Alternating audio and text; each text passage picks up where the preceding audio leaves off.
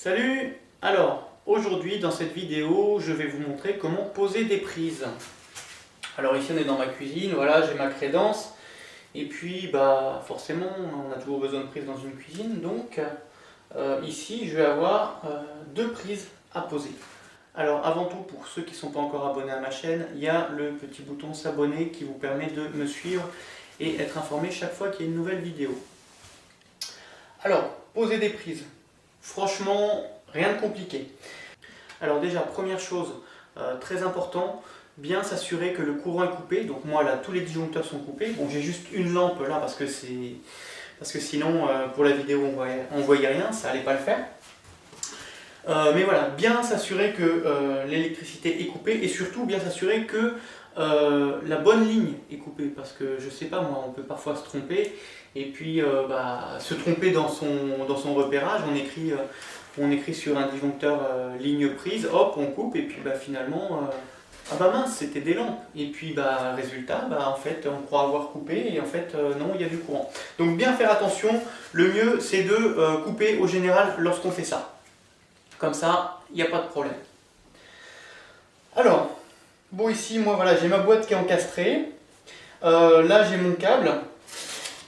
J'avais du rab de câble et ce rab, je l'ai gardé pour une raison particulière, c'est lorsque je vais faire mon pontage d'une prise à l'autre. J'ai deux prises.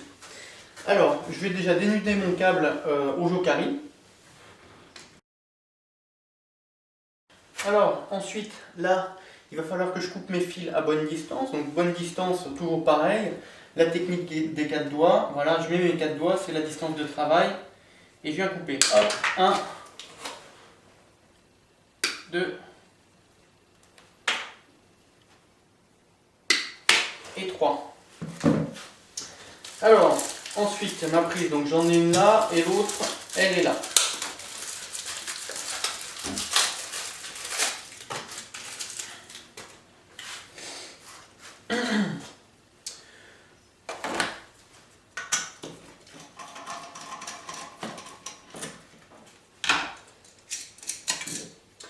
Alors ça va dépendre des séries de prises que vous mettez, mais moi sur ma série, il y a deux façons de pouvoir fixer cette prise.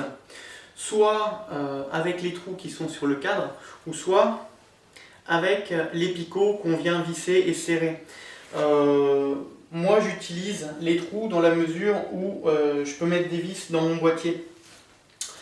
Et ces picots, j'aime pas trop, donc du coup ce que je fais c'est que je viens les enlever, ça me permet d'avoir plus de place. Si je dois régler, tourner un petit peu un interrupteur, et il y a moins de points d'accroche, ça me permet de pouvoir bouger plus facilement mes appareils.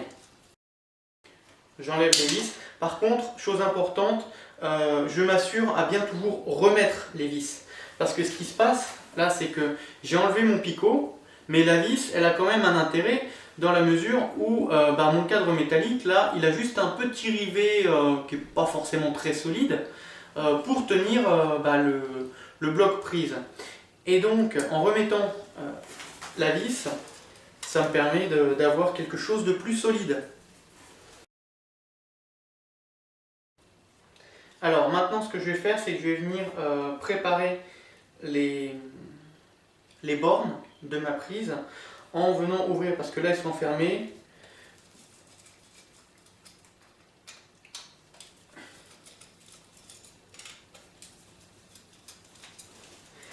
Et là, donc je vais poser deux prises, et du coup, pour poser mes prises, je vais avoir un pontage à faire de l'une sur l'autre. Et il faut savoir en fait que les prises sont conçues pour ça. Si vous regardez, là j'ai mes bornes.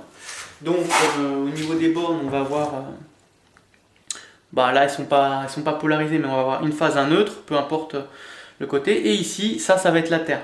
Et après, si on regarde, on voit que là, on a deux trous. Et on voit que là, on a deux trous. Ce qui permet en fait de venir arriver avec l'alimentation et repartir avec le deuxième trou sur la prise suivante. Voilà. Donc c'est le cas pour la phase, le neutre et la terre. Maintenant on va commencer. Donc tout simple, voilà, je prends mes conducteurs. Je vais dénuder. Alors je dénude à peu près 8 mm. Ouais. Je vais dénuder et puis là je vais reprendre mes petits bouts de fil aussi et je vais faire pareil. Je je vais les dénuder de la même distance. Voilà.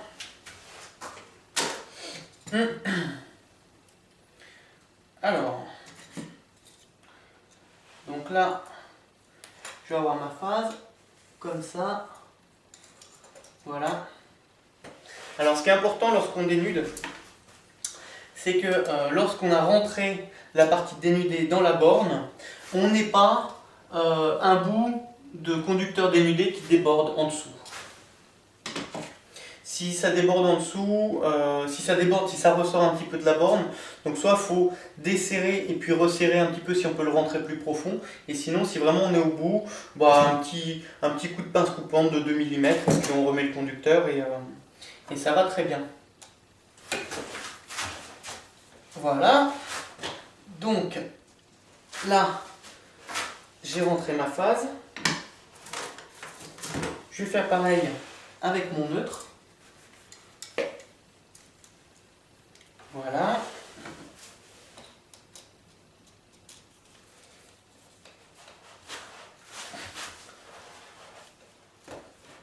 Voilà. Alors il est important d'avoir le bon tournevis adapté.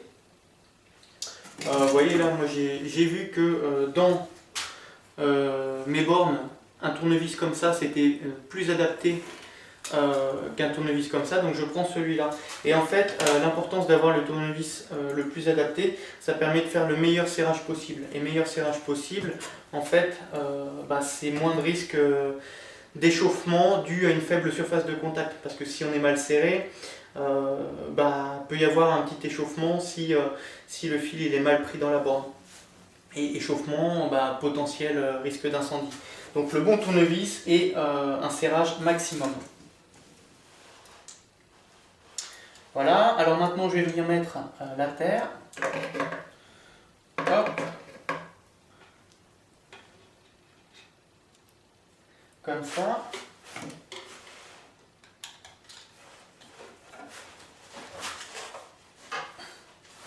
Et voilà. Et là j'ai le serrage maximum. Alors, maintenant, on va venir rentrer tout ça. Voilà. Ici, on a des vis, mais moi dans ma situation elles vont être trop courtes parce que ma boîte elle est un petit peu enfoncée, il y a l'épaisseur du carrelage par dessus et au final la vis ne fait qu'1,5 cm, ça va être trop court, donc je vais aller chercher d'autres vis plus longues.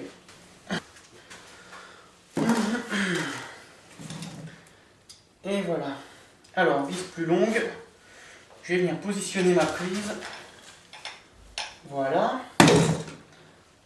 Donc là, mes conducteurs, ils sont bien.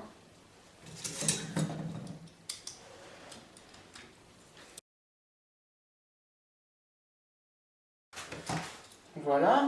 Maintenant, je vais faire pareil pour cette prise-là.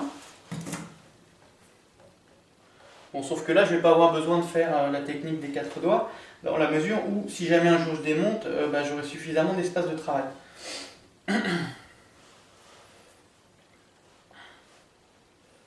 Voilà. Je vais avoir mes conducteurs comme ça, et donc je vais couper à peu près au regard de ma prise. Ouais. Voilà.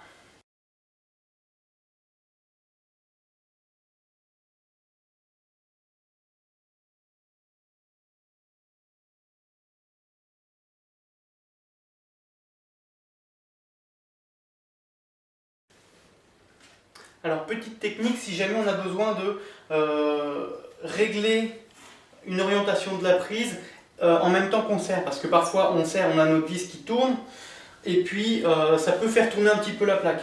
Alors, en général, sur toutes les platines métalliques, comme ça, il y a des petits crans. Alors c'est tout simple, hein. Un petit tournevis plat, et avec le tournevis plat, on vient se mettre dans l'un des crans, comme ça, on maintient, et puis on serre. Voilà, donc ça peut être ici aussi, hein, voilà, là. Donc là j'ai posé mes 2 prises. Maintenant je vais avoir un cadre.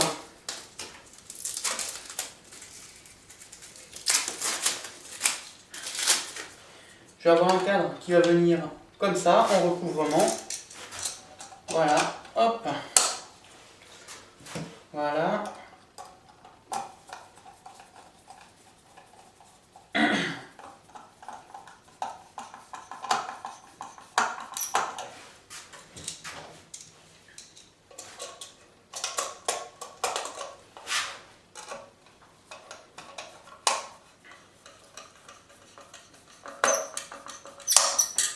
Et voilà.